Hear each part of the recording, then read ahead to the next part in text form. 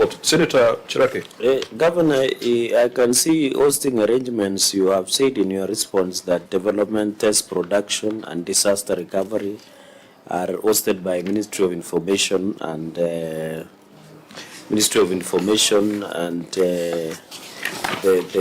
ICT Ministry.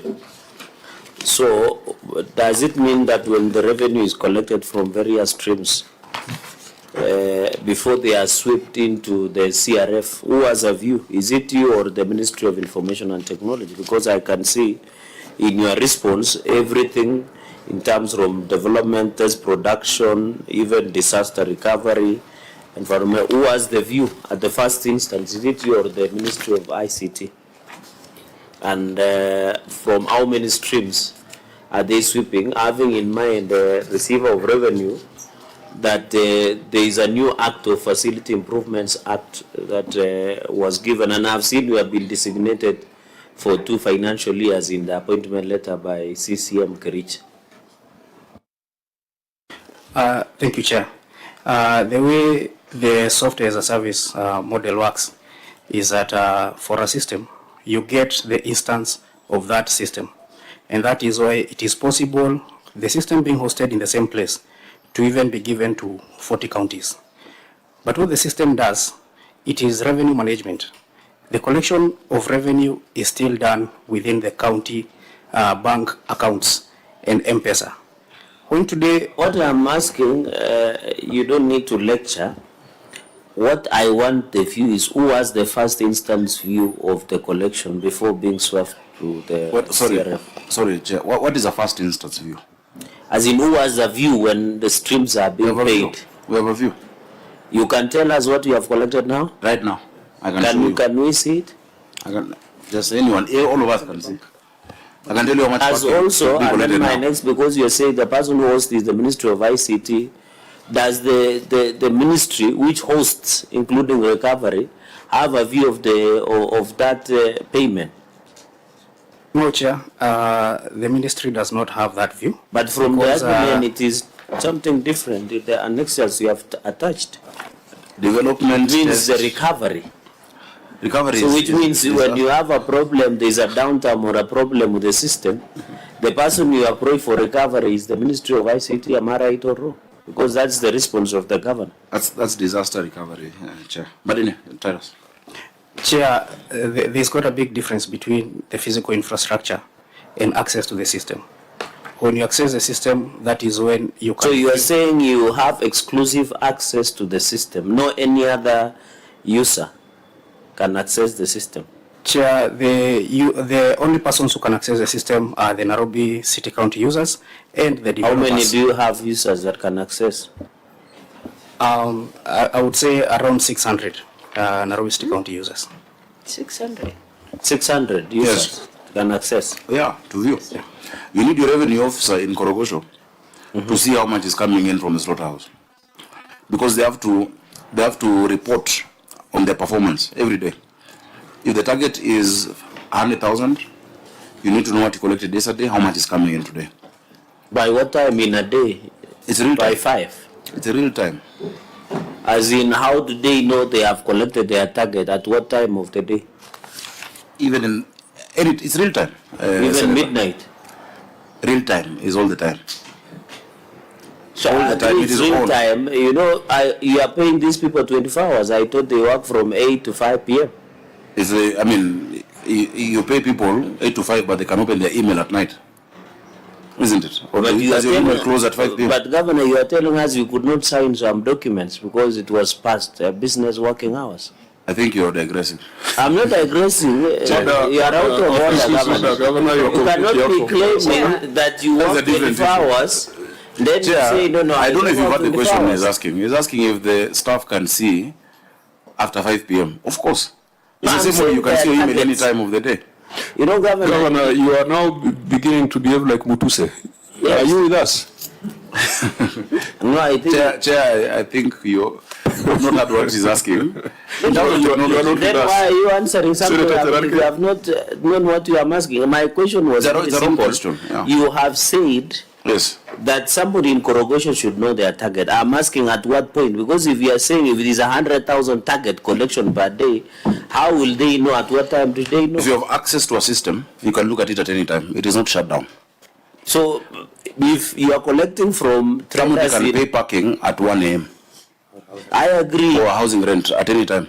I'm asking, is there a business that close by 8 or by 5 in the evening? And So does it have target, a specific target? You're saying you need to collect by this time, the amount that you have given your revenue collection officers? I don't Governor, understand it's that would be a question. simple yes or no. No, it's not a yes or no, because he's asking whether they can see at any time the collection. I've told him it's real time. Real time means 24/7. If somebody pays parking at Governor, 2 can I rephrase a.m., the question? they can be able to see. Yes, So you give a target as per 24 hours. yes. So you tell somebody in revenue collector in Korogosho that collect 100,000 within 24 hours. Yeah, So if collect, they collect more, good for them.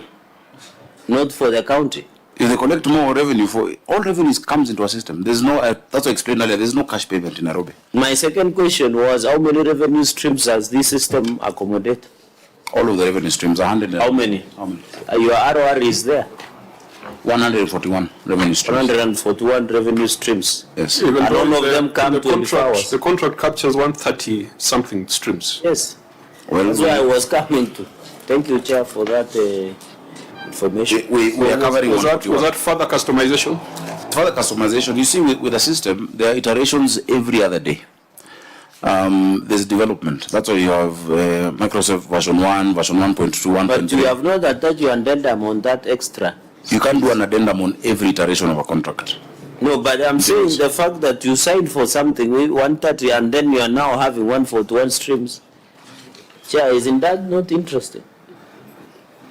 Yeah, because one of the reports then would be having the wrong number. Yeah, the wrong number. But since the Auditor General is going to do a System proper audit. system audit, I think it would be very important that we confirm that the streams, whether they're 140 or 130, are automated and there's actual collection.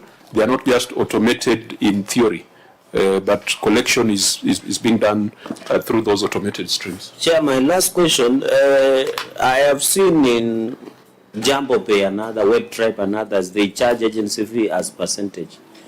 I asked Senator Sifuna was asking about service fee to the Ministry of ICT. Do they charge you any agency fee and on which percentage? Not currently. We are Not now, anything? Not currently.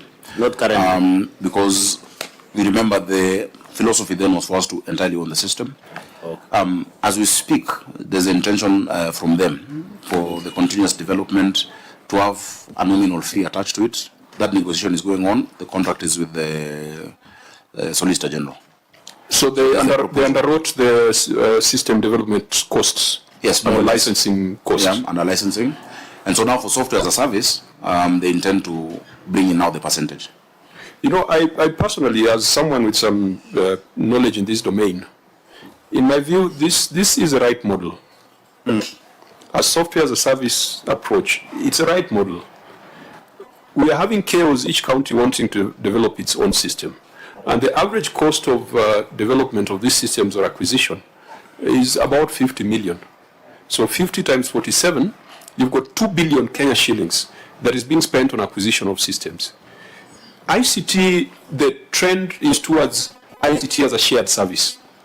And so the Ministry of ICT could build this capability and rent it out to counties, software as a service model.